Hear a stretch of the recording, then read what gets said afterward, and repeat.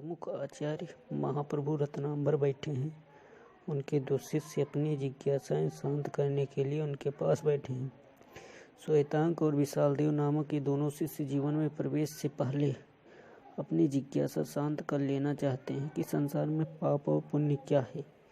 यदि यह प्रश्न स्वाभाविक है, परंतु यह भी सच है कि पाप और पुण्य को किसी विशिष्ट परिभाषा में बांध पाना सरल कार्य नहीं है।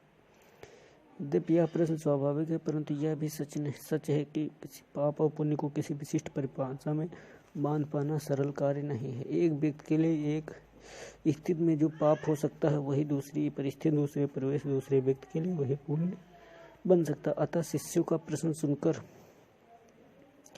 सुनकर आचार्य रत्नांबर कहते हैं, यदि तुम दोनों पाप को जानना ही चाहते हो तो तुम्हें इसे ढूंढना पड़ेगा।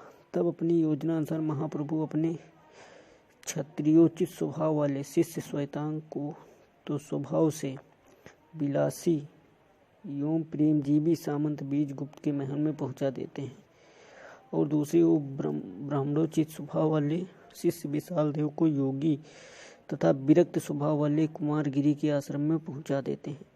उपन्यास का वास्तविक कथानक इसके बाद ही प्रारंभ होगा। कथानक में उपन्यास कर पुण्य तथा पाप पुण्य या सच्चाई बुराई या अध्ययन परिस्थितियों एवं अनुभव के प्रत्यक्ष द्वारा ही करना चाहता है, केवल सिद्धांत वाक्य द्वारा ही नहीं। इसके पश्चात अनुभव सिद्ध कथानक आरंभ होता है, जो कि उपन्यास का वास्तविक कथानक कहा जाता है।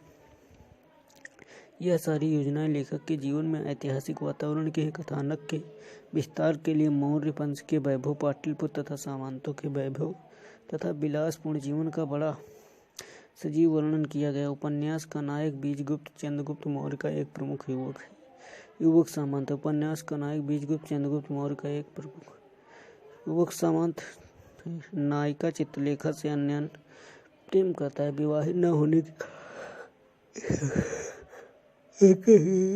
के संबंध चरम सीमा पर पति और पत्नी जैसे ही। इसी बीच उपन्यास ने चित्रलेखा के विगत जीवन की कहानी भी कह दी। इसी बीच उपन्यासकार ने चित्रलेखा के विगत जीवन की कहानी भी कह दी। विधवा का जीवन जीते जीते चित्रलेखा को एक नर्तकी का आश्रय मिला। कुछ दिनों में ही नृत्य संगीत की विधा में निपुण होकर वह समूचे पाटलिपुत्र की रानी बन बैठी। चित्रलेखा और सामंत बीजगुप्त का प्रेम दाम्पत्य भाव की सीमा तक था। श्वेतांक दिन रात उसके समीप रहकर उसकी जिज्ञासा का पालन करता था। वह भी उसी वातावरण एवं परिवेश में पूरी तरह रंग गया।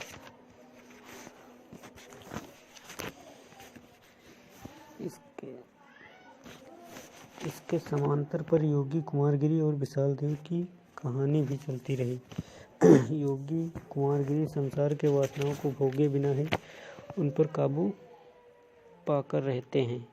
मुक्ति ही उनके जीवन का लक्ष्य है। यहाँ तक कथानक स्वाभाविक गति से चलता है, परंतु इसी बीच में अनेक सैद्धांतिक चर्चाएं भी दोनों पक्षों में होती रहती हैं और कथानक में सहर्षा तीव्रता आने लगती है। कुमारगिरी अतिथि साकार की भावना से बीजगुप्त के साथ चित्रलेखा को भी अपनी कुटिया में स्थान दे देते हैं। चित्रलेखा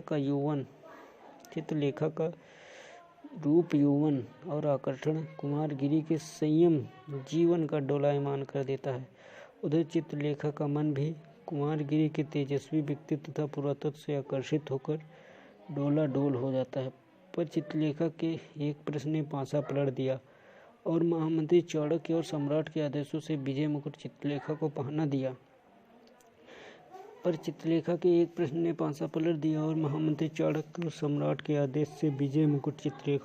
दिया। उसे कुमारगिरी को दंडित करने का अधिकार भी दिया। चित्रलेखा का विलास वासना से भरा मन तो वास्तव में आंतरिक रूप से योगी के तेजस्वी शरीर का भोग करना चाहता है। चित्रलेखा का विलास वासना से भरा मन वास्तव में आंतरिक रूप से योगी के तेजस्वी शरीर का भोग करना चाहता है। अतः वह विजय मुकुट अपने सिर से उतरकर योगी को पहनवा देती है। उसका साहस देकर दंड और पराजय को सोचते हुए आश्रम चला गया।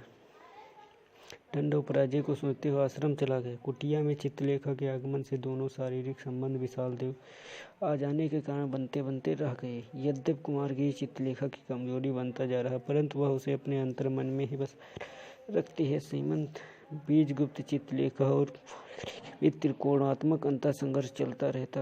अंततः कुमारगिरी चित्रलेखा को पाने के लिए छल कपट का सहारा लेता है।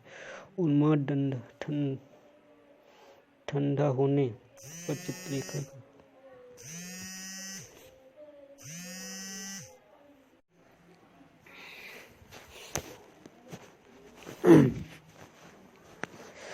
यद्यपि कुमारगिरी कमजोरी बनता जा रहा है, परंतु वह उसे अंतर्मन में ही बसाए रखती। सामंत बीजगुप्त चित्रलेखा तथा कुमारगिरी के बीच त्रिकोणात्मक संघर्ष अंतर चलता रहता। अंततः कुमारगिरी चित्रलेखा को पाने के लिए छल कपट का सहारा लेना चाहता है। उन्माद होने पर चित्रलेखा का मन तृष्णा, ग्लानि तथा योगी के प्रति घृणा से भर उठता और अंततः उसे ज्ञात होता है कि इस ढोंगी योगी ने उसके शरीर का रसपान करने के लिए साथ किया बड़ा नाटक है। अंत में आता है उपसंहार। महाप्रभु रत्नांबर अपने दोनों शिष्य के पास पहुंचते हैं।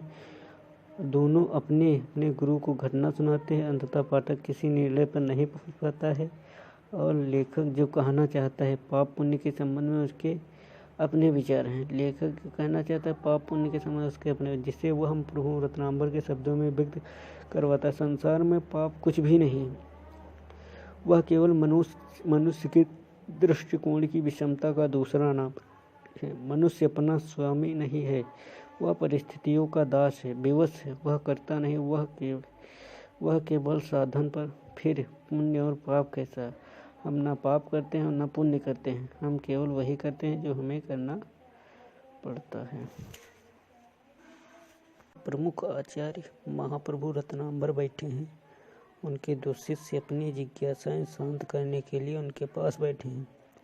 श्वेतांक और विशालदेव नामक ये दोनों शिष्य जीवन में प्रवेश से पहले अपनी जिज्ञासा शांत कर लेना चाहते हैं कि संसार में